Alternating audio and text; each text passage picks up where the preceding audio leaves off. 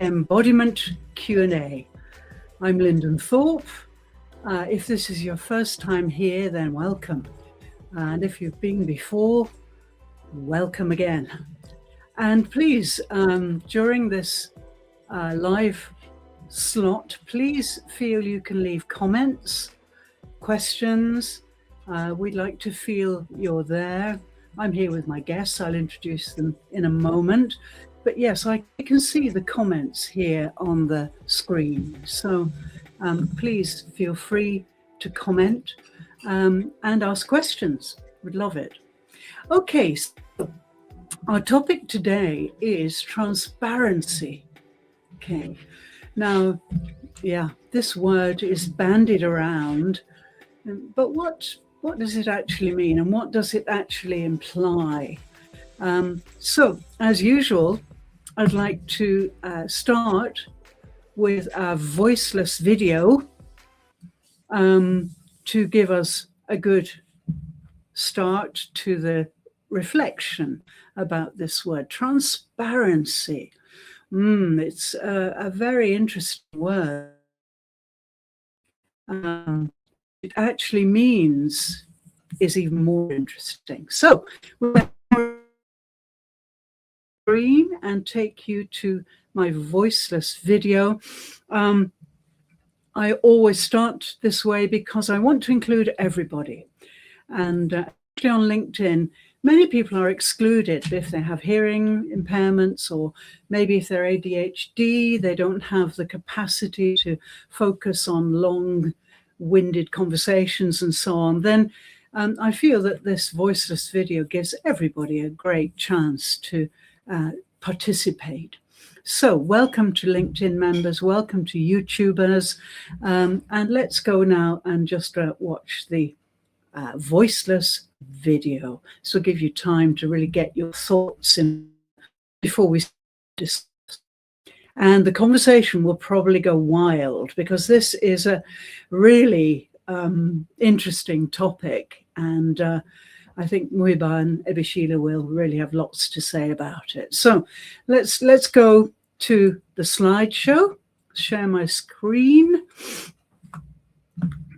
and hope that we've got a good signal.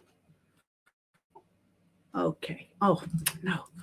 I've this problem signing out and signing in. Sorry, this is a recent development. Just a moment.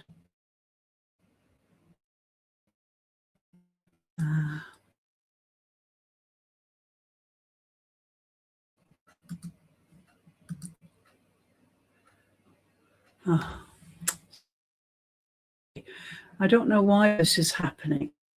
Okay, good. Okay. Okay, just give everything a moment to settle down, and then we'll start the show.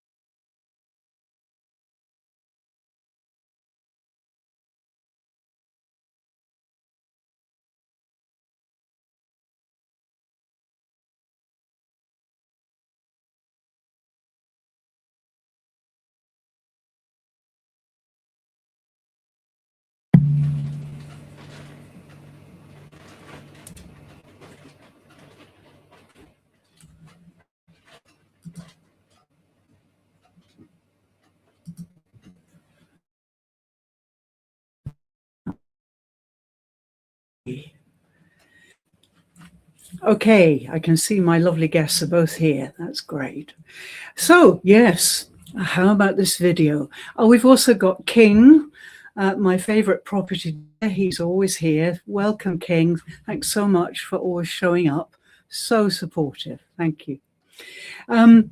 Okay, so transparency then, the video, how did that make you feel? I've got lots of things available to help you, from Lodestone product, which is an audio transmission, to my new product, which comes out on Monday, and which is not Monday. Yes, Monday, that's right, which is the way of compassion. Now, this is something really quite special because it's based on Japanese principles.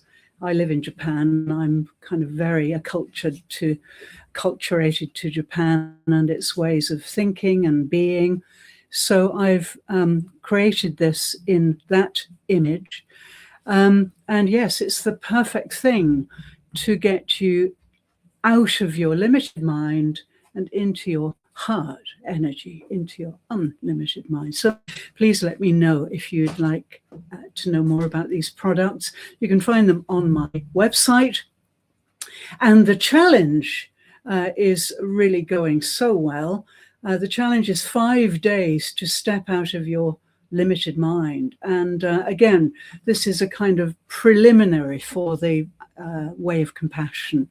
But what it does is uses Japanese words to take you into a different way of feeling words. We become very neutral about the meaning of words, abstract. And so I'm working on taking you below the symbols into the vibrational aspects of language. I've studied this and taught this for a long time. It's so important to use new words, to use words which suit and fit you. So this is what my 5-day challenge does. And don't worry, it doesn't finish the 12th, as the image said. It's ongoing. You can do it as long as you sign up. It's free, by the way. Just sign up and you can then do 5 days. You get 6 days of emails and videos and PDFs and so on. So do let me know if you'd like to know more about any of those. Leave me a message and I'll contact you. Okay, without more ado, let me bring my lovely guests onto the stage. Here's Dr. Dumuzi, and here is Ebishila. Ooh.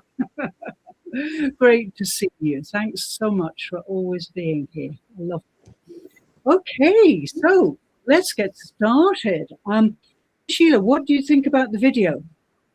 Any thoughts? Are you asking me or Muhiba? Yes, Ebishila, yeah. Oh, okay. Can you hear me okay? Yeah, sorry. I can. Yeah. Can you hear me? I certainly can, loud and clear. Okay, so I took some notes about letting the body, so the conflict between the body and the role. I thought that was a very good point to mention because that is probably something that most of us kind of experience. So you've got your role and then being able to listen to the body. So I think because the role is like more immediate, we notice that. Whereas with the body, we have to take a deep breath and step back. And if we're not used to practicing that, we miss the role of the body, which is really important. So also in the video it talks about and transparency being about enlightenment as opposed to just saying everything. So when we hear the word transparency, we think it means just to talk about everything. But what you're trying to explain is not about talking about everything and saying everything that's on your mind, but it's more about enlightenment. So it's more about the you and understanding what's going on inside. So your enlightenment. And yes, of course, the body has the information before the mind does. I don't know if it's about 5 seconds before, but it does have it first. So you already feel it. But when you allow it to go to the mind and head, then you start getting all this conflict going on. So it's very important to listen to the body for what you're saying. So those are the few things. I've got much more, but I'll let Mohiba talk. Oh yeah, another one I thought that was really good and it's really pertinent to me at this time is what would help my body feel 2% safer. I can't even read. Ah, I thought you'd Yeah, like that. I thought you would like yeah, that. Yeah. yeah. So it's just the baby steps, isn't it? Because when you take 2% and then your brain helps you to increase that. So at this moment, what will help me increase 2%? To step back. What tiny act of honesty would, oh gosh, would honor my feelings, and also the fact Hmm. that when we don't go into that body embodiment, um, we get to burnout, which Muhiba will probably talk about because that's her expertise. But the loss Hmm. of creativity is the thing that really struck Yeah. me because Yes. you just get into, you don't get the clarity and yeah. Yeah. So I thought it was a very good video. It's a very good learning for me, and I hope and I'm sure the audience too. So thank you. Thank you, Eddie. I'm so glad. Yes, because I think transparency is really quite a difficult topic because, yes, as you say, we don't want a kind of stream of consciousness. We don't, that's not what we mean, is it, by being transparent? We mean that we have, first of all, been honest with ourselves, completely honest, which, well, I don't know if many people can actually say they are completely honest with themselves. I must say it took me several years to be able to be completely honest with myself, and that was through spiritual training mostly. I think we hide things, we kind of don't want to see things. As you've mentioned before, It's not Evie, comfortable, is it? it's not It's not. comfortable, that's Yeah, it's right. not comfortable for us. Yeah. No. And we don't like that. We want to be comfortable all the time. But I can see a real link. You mentioned creativity. I can see a very strong link between creativity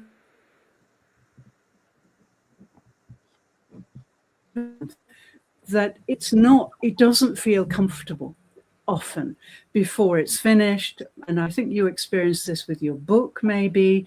I certainly do when I write. It does feel, it's like, diving into icy water or something. It doesn't feel quite comfortable. So I think creativity is also a huge insight into your self-honesty. Can I write this as well as I should? Is my writing going to be better than hers or his? Have I got my concepts right? All this sort of self-doubt can creep in. But I think if you've been transparent with yourself before you start to write, that's what I find, then I know what I'm writing is right for me. And so, yeah, I think there is a huge link with conspiracy. Not conspiracy. Oh dear, that's a Freudian slip, isn't it? Oh, where did that come from? I know where it comes from. I know. Sorry. Yeah. Words, you see, it's words, and I'm kind of inured to words at the moment.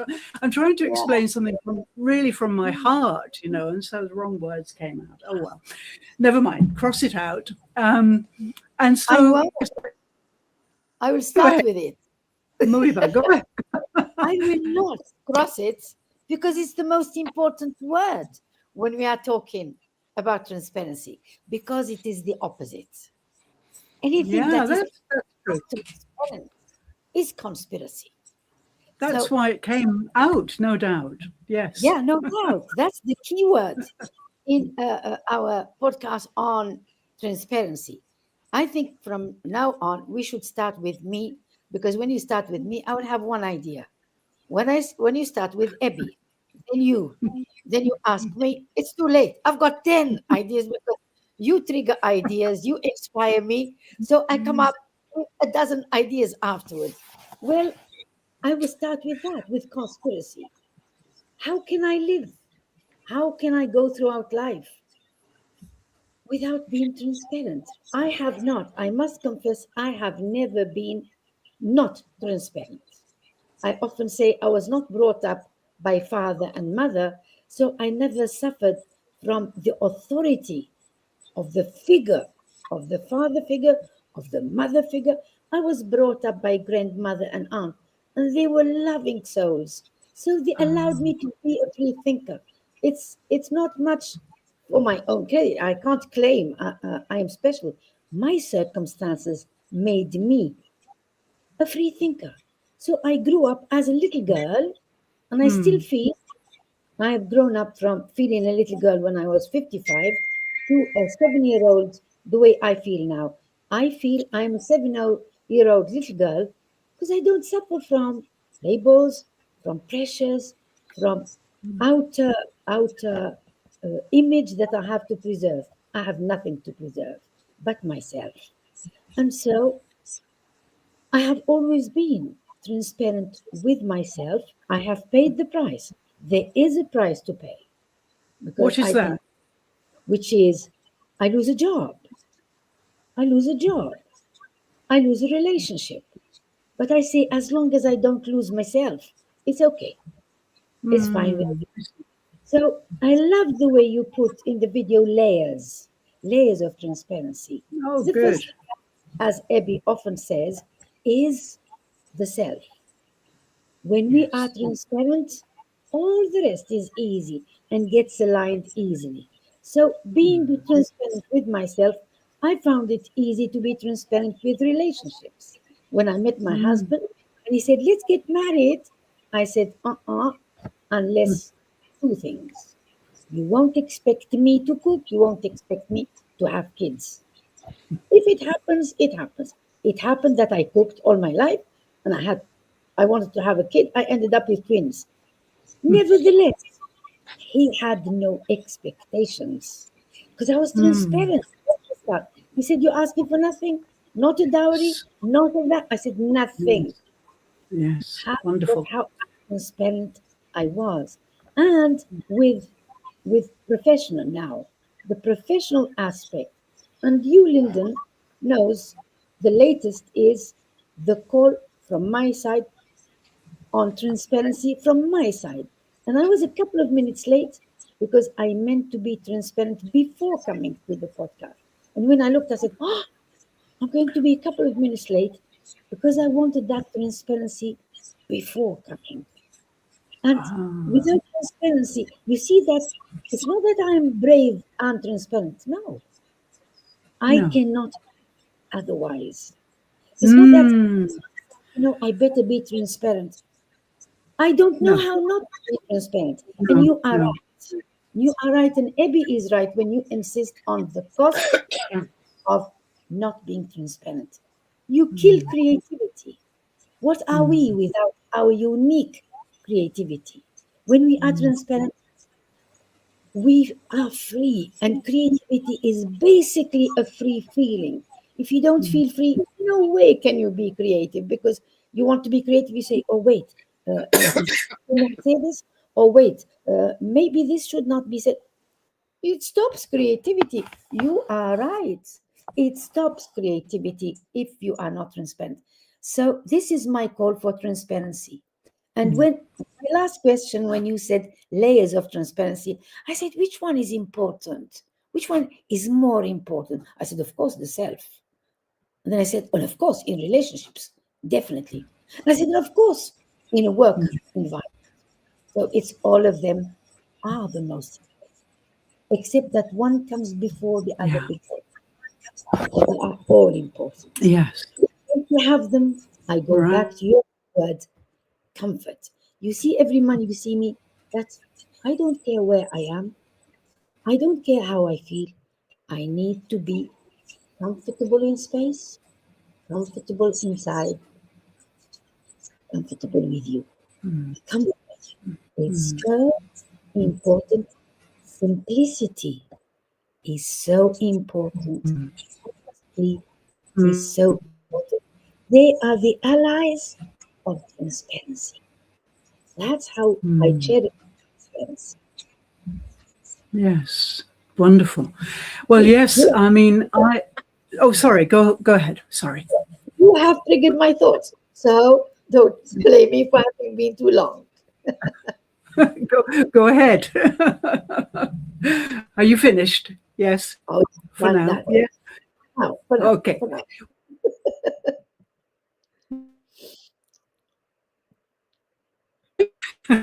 I think it's such suffering to not be transparent, isn't it? And I can't imagine what it must feel like, really, to be, to have all this stuff going on inside you and then not be able to be that way. I mean, it surely shows us that we're kind of alienating our own nature in a way, aren't we?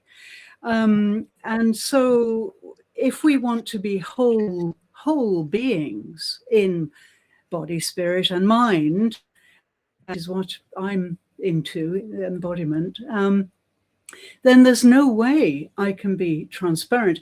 And the other thing is that, of course, sometimes if you're transparent, it can hurt other people. It can cause some kind of rift or some kind of barrier. But this is where I think we have to be courageous. We have to take that courageous step and be transparent. And if it does hurt somebody, then the best we can do is comfort them. And then if it goes any deeper, then it's not meant to be. So I think we have to be transparent, because if we were all transparent, imagine a world where everybody was truly being themselves. I dream about it, really. I know there would be some problems and so on, but at least we would know other people's true natures. Have you ever got to know somebody? This happened to me quite often. You think you know somebody, you've known them maybe a few years, and then something happens, they do something or they say something which makes you realize you don't know them at all. You don't know who they are.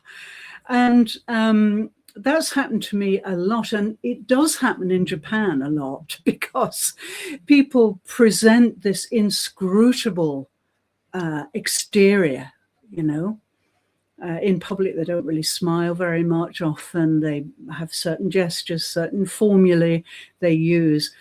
And so you get a feeling about this person that, oh, this person's really a bit severe, or this person's a bit depressed.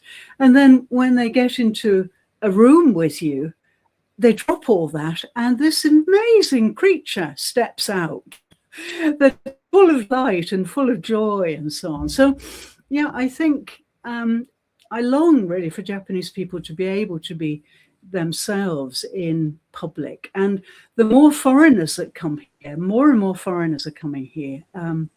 It's amazing. I think it's karmic. I think it's meant to be, so that they can realize that, yeah, they are superb as they are, Anyway, I'm ratting on there. So, Ebby, what do you think there? Is it possible to be transparent all the time? For you? It's I think like in everything to do with human beings, especially as we mix more, it's getting more complicated, just because we're all so different. And if I take the label, like things like neurodiversity, I take the labels like things like ADHD, which is familiar to me because it's like, I think they're labels. I don't agree with labels, because it reinforces something that's not true. And I think, like, for instance, if I take ADHD, because that's something that pertains to me and my family, because you're different, your brain's wired different, right? Yeah. But yeah. society expects you to go in one way, to fit into a certain box. That's the way society expects. And because you're wired different, you're labeled this. So that's creating conflicts, internal conflicts for the individual, which is confusing because they're thinking, okay, this is the way I'm supposed to be, but this is who I truly am. And unfortunately, I think the education system reinforces that, which makes it very difficult because to be successful, you have to fit into that system. And because your brain is not in that system, it's very difficult. And that's why you find a lot of people that have this either get thrown out of school or they get into trouble all the time. Because if you're trying to be, so there's that conflict continuously going on. And if I think about myself, being transparent and being who I am, I was in the corporate world for 20 years plus. And I wasn't being transparent, but to be able to fit in there, I had to not be transparent. I couldn't be transparent to fit in there because I wouldn't survive. You won't survive. And I think that's the problem. So, but I think as people, like you said, the courage has to come in where I don't like to use the words we should or we have, because that's kind of like a bit not lack of compassion there. But the thing is that people have to pay bills and people have to do certain things. So being transparent is a very difficult thing in our world today. It's a very difficult thing in our world today because you have all these bills you have to pay, so you have to fit in.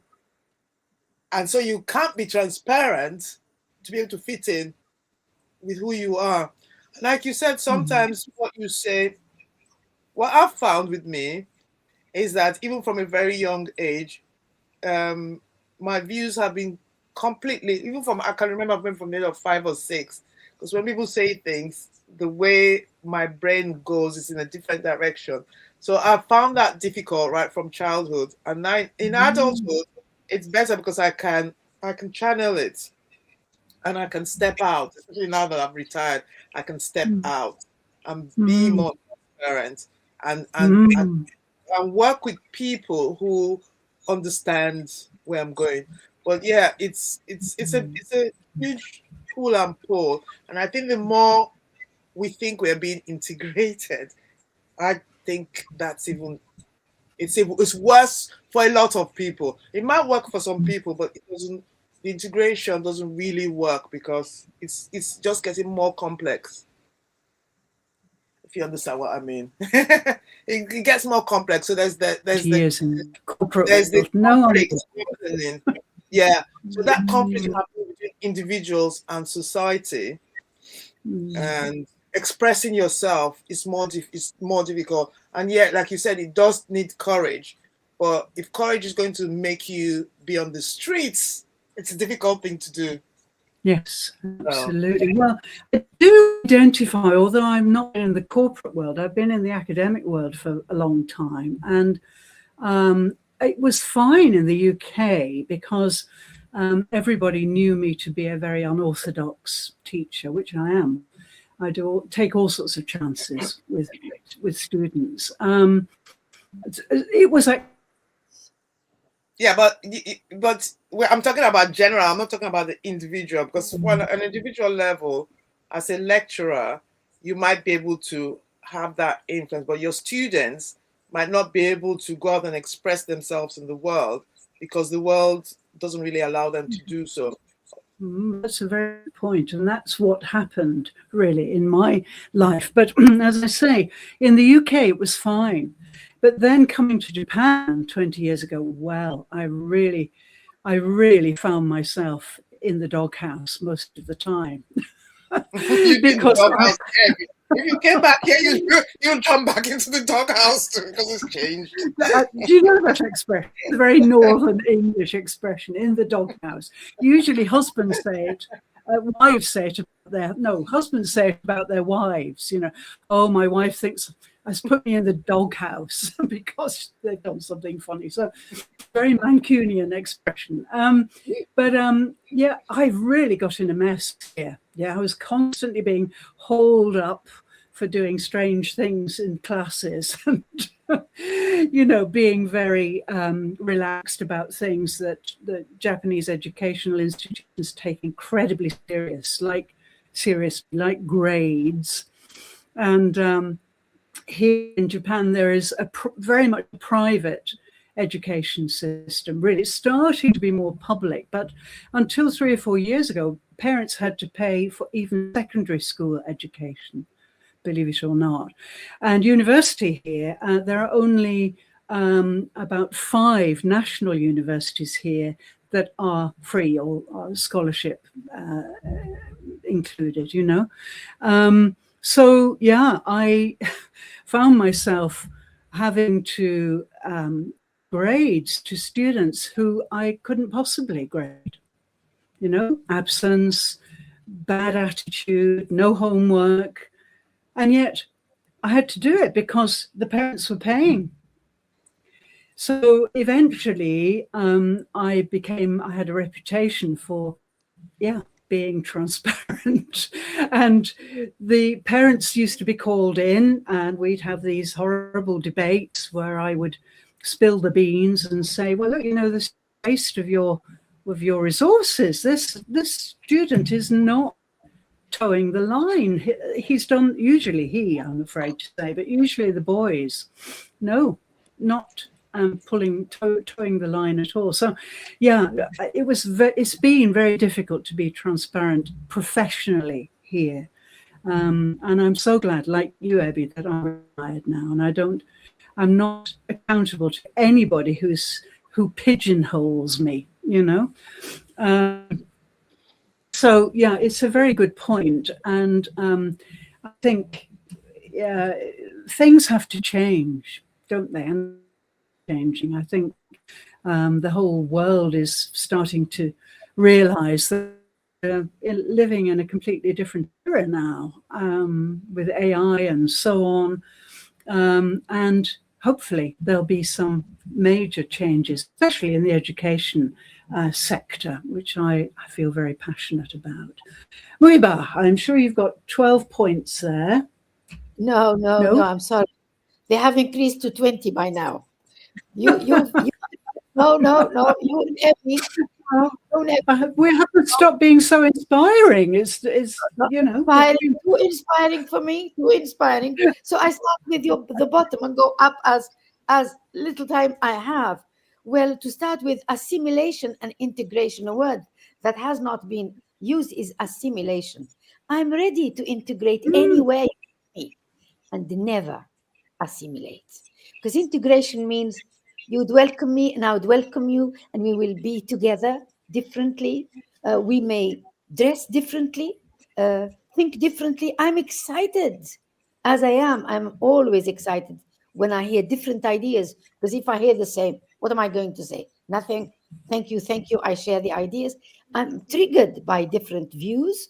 But if somebody says, oh, no, you can't do that, because here, I say no. Here is anywhere in the world now. The talk of majority, minority doesn't stand anymore. Wherever you go, there is no majority that imposes its laws, its beliefs, its old narratives on others. We all feel free to be ourselves wherever we go. So, no to assimilation, and yes to integration, to coexistence with the other. That's the freshness of difference. That's one point I have captured while you were talking. Unorthodox professor resonates with me. I have always been unorthodox. And here comes, how can we be transparent and not shock? That is one. In class, I would have people from all walks of life, from all religions, relying on different religious books, different religious beliefs. And I would ask a question like, should women be paid the same as men for doing the same job? And one would say, according to my religion, rather than me targeting the religion, I say, no, don't tell me about your reference. Tell me about your your opinion about this. Your reference is your private matter, which does not concern me. Tell me about the public debate. And the public debate, the question. And the person would say, of course, they should be paid the same. Brilliant. Let's stay there. How many of you agree? No matter where you come from. That is transparency without shocking people and saying, oh, no, what you're saying is total rubbish because what your religious book or religion tells you is, oh, no, no, no. That would and go beyond respect. And it would become disrespect for people's beliefs. But we need to agree on whatever we need to have as a law that regulates all of us, no matter where we come from, no matter what beliefs we have. Being truly myself, of course, that when you are truly yourself, you may shock others. Why should they be shocked if you let them know that they too have the right to be truly themselves? Yes. And here it requires my courage and your courage to be all of us who we truly are. Say things with respect, but say it. Say things with transparency without disrespecting the other. And I love this. I will end up with this here, at least for now. A student once told me something absolutely extraordinary. She said, when I don't understand something coming from the other, when I am shocked by the other, I ask a question. Because, she said, quote, I give the other a chance to explain why, how, what is it to explain that behavior. I love that. And if I'm shocked by what the other is saying, and I say, is this what transparency? Is this what disrespect? I ask, you're telling me this. What is it you want to tell me deep down? I give a chance to the other. Maybe the other wanted to compliment me. Maybe the other wanted to say something so nice, and I might have misunderstood. When we ask questions, make sure you are creating greater transparency, and therefore greater connection. Great point. Yes, I think that's so true. But yes, just to go back to the point that why are people shocked when we are really being honest? I think this is a really interesting question. And yeah, I think, if people aren't embodied, if they're really in their limited mind, they may well be just reacting. They're reactionary. They are, they take the words, and I mentioned words earlier because I work with the vibrations of words, as you know. And so they're taking those words that somebody else gives them or throws at them, and they're really not this so inured to that word, perhaps, that they are just responding like a mechanical doll. They're just responding. And so, yes, when people are not responding, when they are really contributing and they're really aware and really awake, then they will not be shocked. They will be interested, curiosity, like your student. They will want to know why that person said this and how come it feels like that to them. Yes, it's a really good point, I think. We are acting on autopilot. So many of us are on autopilot, I think, and doing other things behind. You know what I mean? So it's like the plane is being flown by an autopilot, but then we're rustling away doing all sorts of other things behind that. And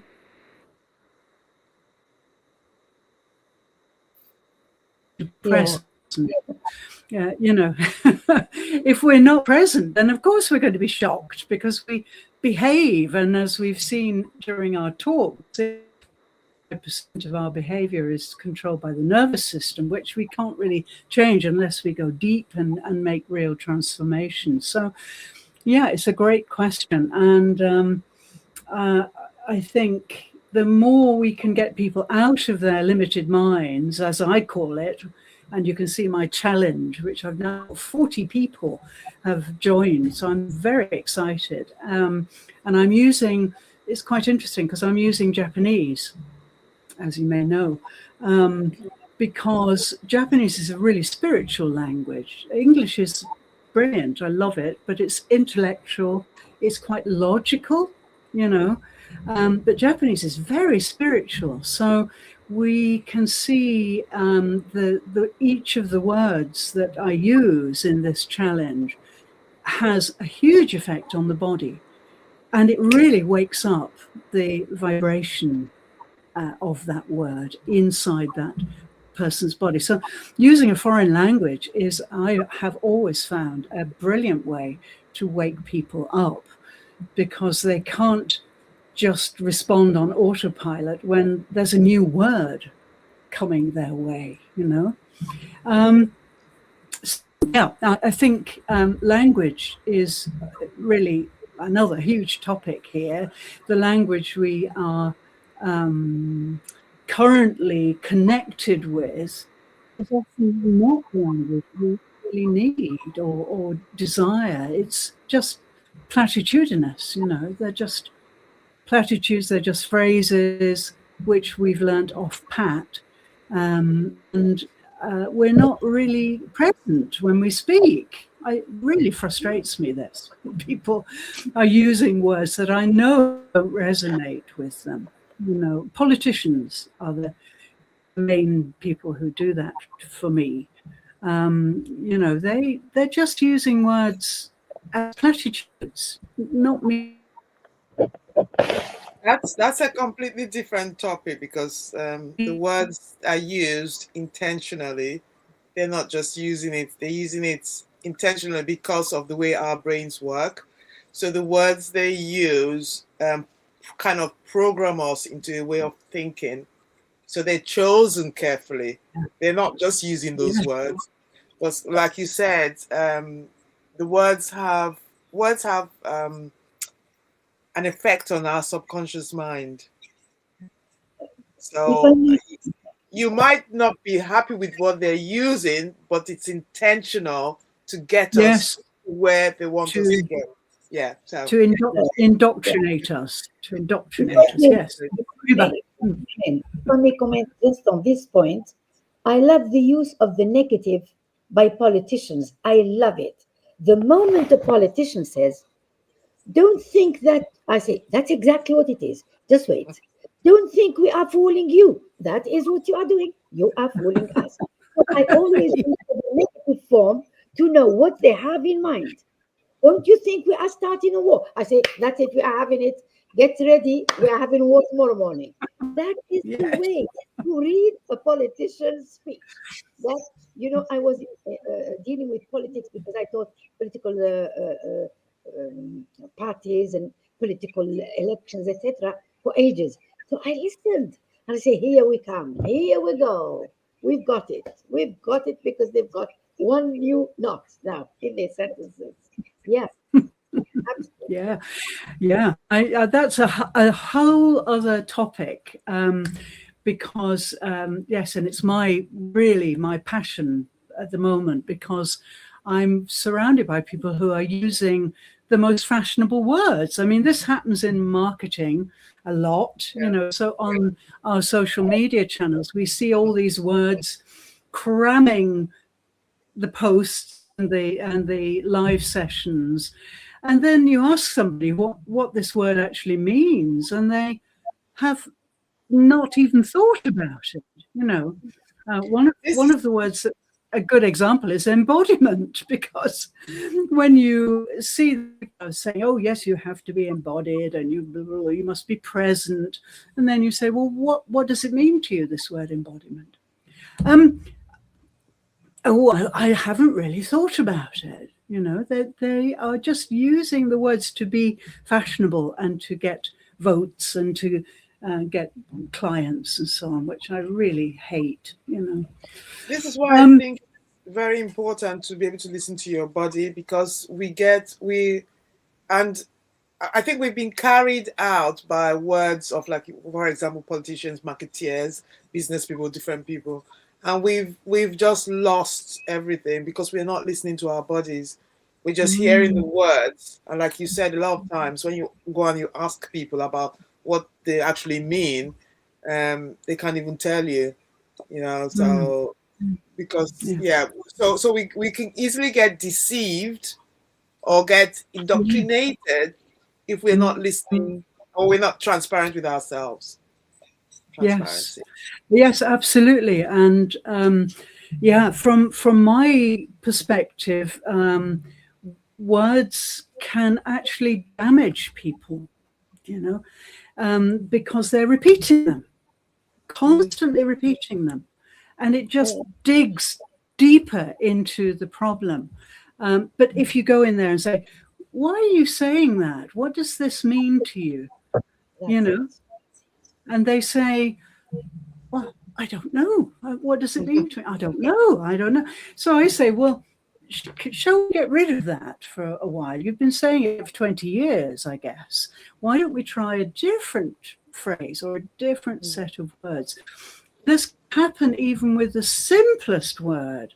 For example, I think I told you about this. A client was using this affirmation, saying, my low back is painful. My low back is painful. Oh, no. Yeah. Constantly saying it. The pain. Why are you saying that?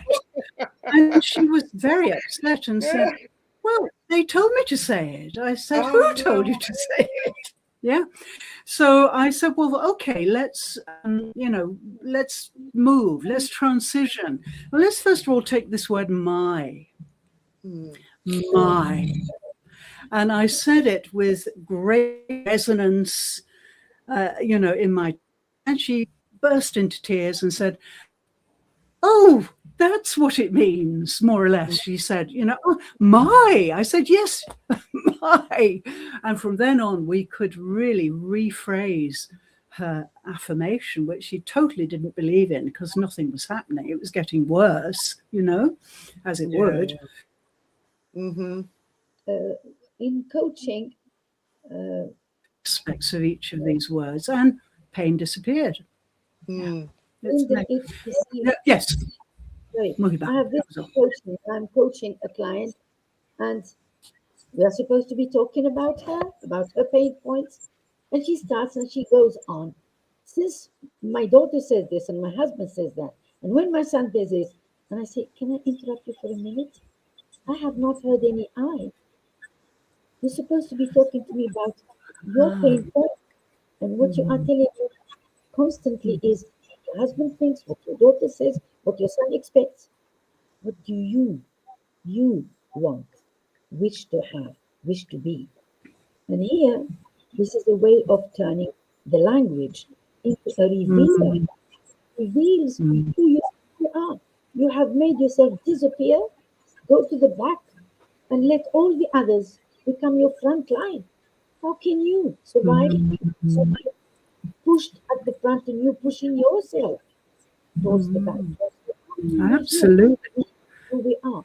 And you talk to leaders who say the other way around, I told them, I decided, and I say, sorry, I thought you had a team. Yeah. I haven't heard my team. Or we collectively decided you've used 10 sentences with you and only you. Am I to understand you're the leader of yourself? No. I've got 10 people working with me. And that is the trigger of it. Yes, people squander words. They just squander them and try to fit in. The more words we squander, the more our script defines who we are. So, if you're constantly saying, I have low back pain, well, what can you expect? And so people... You're telling your body That's, yeah, you're telling you're giving yourselves instructions, actually. Yes, that your entity, if you like. Certainly from the point of body, spirit, and mind, you're balancing everything if you're using the right language. Now, the Buddha was very, very, he said literally, it's better not to talk at all. He said that quite deliberately. Because every word you say needs to be weighed carefully, because it is you, it is your existence. They're symbols for your existence. So there's a huge amount of work to be done on reprogramming, people. Your language, your discourse tells who you are, not just Yeah. what you're, who you are. I'm not a racist at all. I'm not a sexist at all. But, and they will go on and on. 15 minutes about men have done this, men have done that. I listened to this discourse lately and I said, there's not a single time when this public speaker spoke of women and men have created this world, have in this world. So don't tell me Yes. you're not racist, because your discourse is purely sexist. It has eliminated Yes. half the world as participants in the world wealth and the world growth. Your discourse tells it all. Absolutely. Yeah, this is a huge topic, I think. Maybe we should think about tackling this soon, because it's certainly, fundamental, I think, for embodiment, that if you're constantly pounding away with the same script, then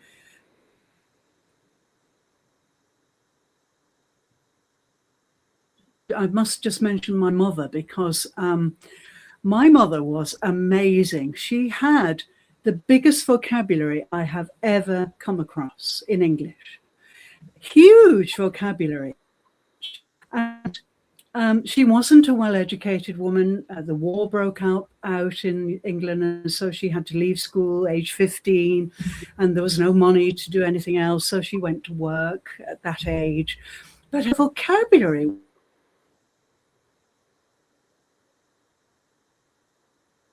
so that she was such an amazingly bright person, because she used so many different words. She didn't get stuck on words at all. She would use a different one. She had hundreds of synonyms. Many people didn't understand her at all, because she used really archaic words, and to working colleagues and so on. But for me as a child, this was superb, because I couldn't get attached to language. And my vocabulary is beginning as big as hers, I think, nowadays. So, it really is proof, I think, that if we get stuck on phrases and certain words, then we're going to get indoctrinated. We're going to get even deeper stuck into this kind of mindless state, if you forgive that expression. But yeah, a great thing. Anyway, that's for another topic. So we're running out of time. We're out of time again. So just as we come to a close, let's have a closing message about transparency from everybody. Ebby, what about you? What's your closing message? There's so many great discussions we've had, and all just remembering it's all about the body.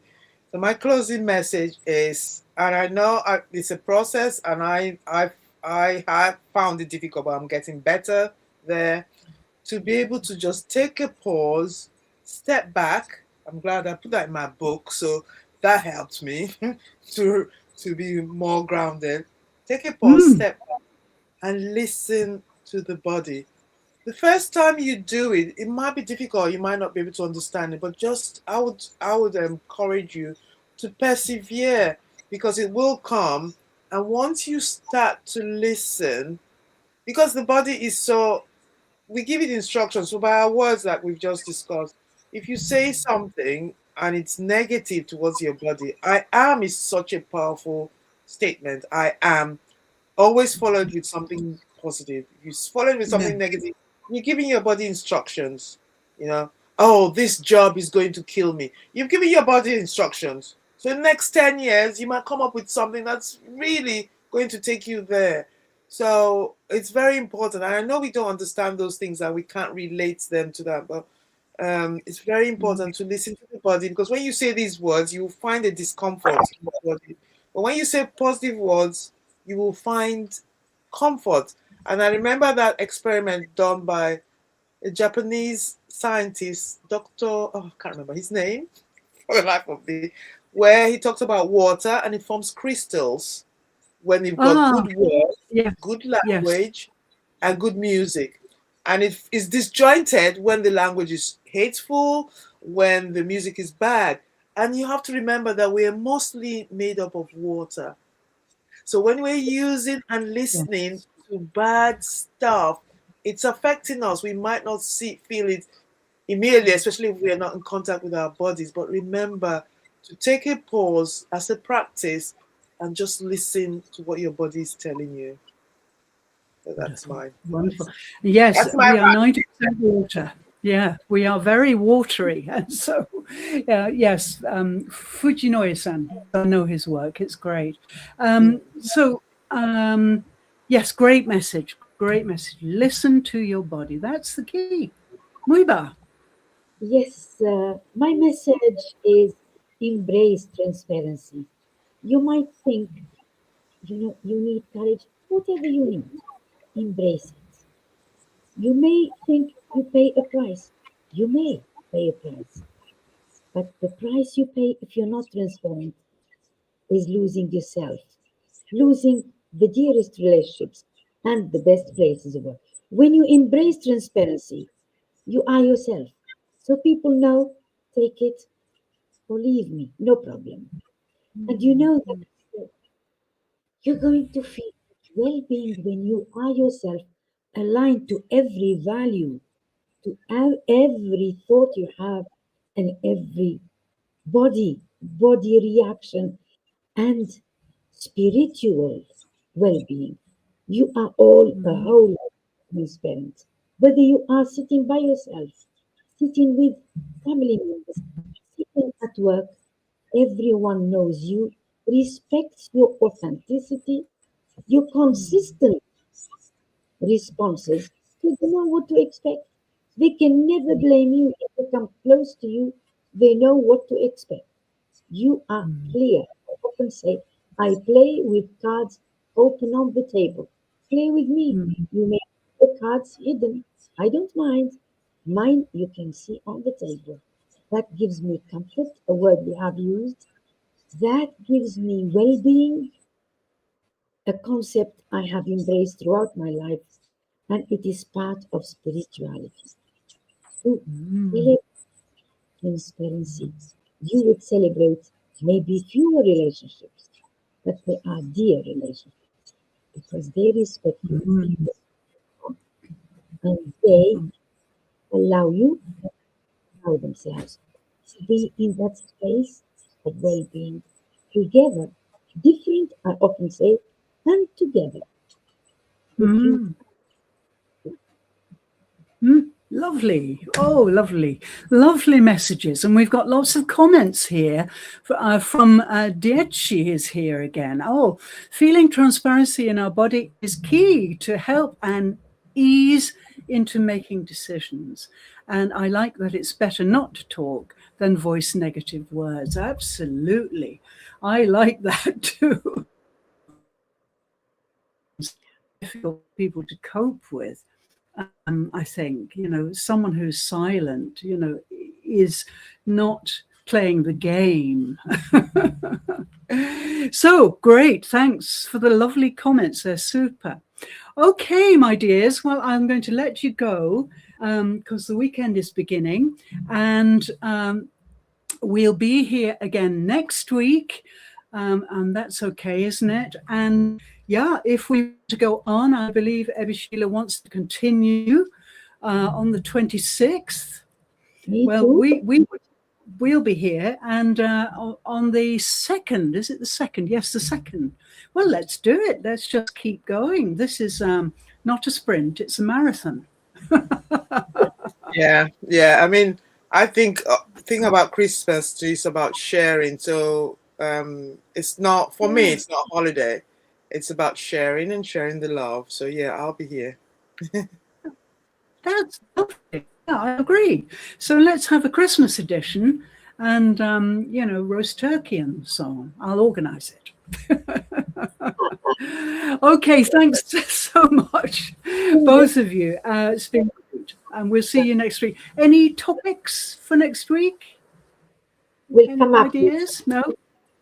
I think the one about maybe not language, but maybe words as opposed to language, because language is huge, but words that we use and how words are, because words are vibrations, and it vibrates into our bodies. I don't know. Just a suggestion. Yeah, we can even make it wider because language has been used as a tool, and words have been used as a tool. So words within language, so we can go for language and specifically linger on words and the importance of words. But I can think of also languages, because we did touch upon languages, the three of us today, and the importance of words. So let's make it language, and language would include definitely words. No, let's do it. That's great. I mean, I've got lots to say about that because of what I do, and I'm sure you both have too. So after all, we are, yes.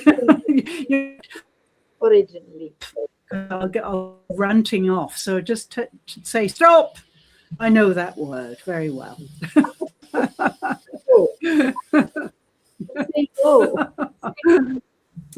Yes. Because I think okay, words my are dear. so powerful, because words that sound the same or spelled differently have exactly the same vibration. Oh, that's an So interesting one. us, so you got to be careful. Oh, yes, that's a very good point. Yeah, right. We'll They remember sound the that for same. next week. They mean different, but vibrates the same. Yeah. And there are many of those too. Yeah. We call these in French les faux amis. The false Yes, friends. faux amis. Yeah. Faux amis. So we pay Double attention. entendre as well. Yeah. Absolutely. So in translation, we have to pay attention, not to get confused between this and that. And so translators know this. So they do pay attention to these. Great topic for next week. This will be okay, language then, just language, and then we'll see what comes out of it. Great. Okay, bye to you both. Have a great weekend, and I'll be in touch. Have a great weekend. Bye. And thank you. Bye. Right. It was so good. We have such a good time. Thank you so much, Ebby Sheila and Muhiba, for always being here. And we really just enjoy exploring all of these concepts, which, of course, are relevant to our work. We're all working with other people who have all sorts of problems and so on. And so, yes, I think language is a great topic, because that is where things can really go wrong for individuals and in, of course, group communication. So thank you so much, everybody, and thanks for coming and joining us here. And yes, please check out my AI Mirror Challenge. Let me know if you want to know more about it. We'll put the link. I'll ask Natasha to put. Oh, she's put the link here on the thingy going across the bottom. I've forgotten what you call it. I've forgotten the word.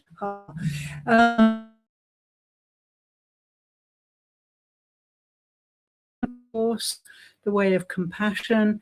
Please let us know, and we'll give you the details, put you on the waiting list, and it will, I hope, unless something happens to me over the weekend, it will be ready by Monday.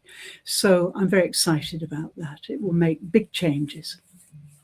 So thank you so much. We'll be back next week. This is becoming a regular Friday jamboree, no matter what. And as Ebby says, Christmas is a time to share. So let's share our thoughts, our light, our love with all people listening. And of course, we are streaming to LinkedIn members, over 1 billion members, and YouTubers, many more than 1 billion. So there's a good chance that these sessions will really resonate with many, many people.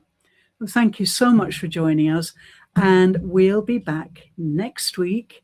I'm Lynn Thorpe, and this is Embodiment Q&A, and today we've been talking about transparency, and I hope you've taken things away from it.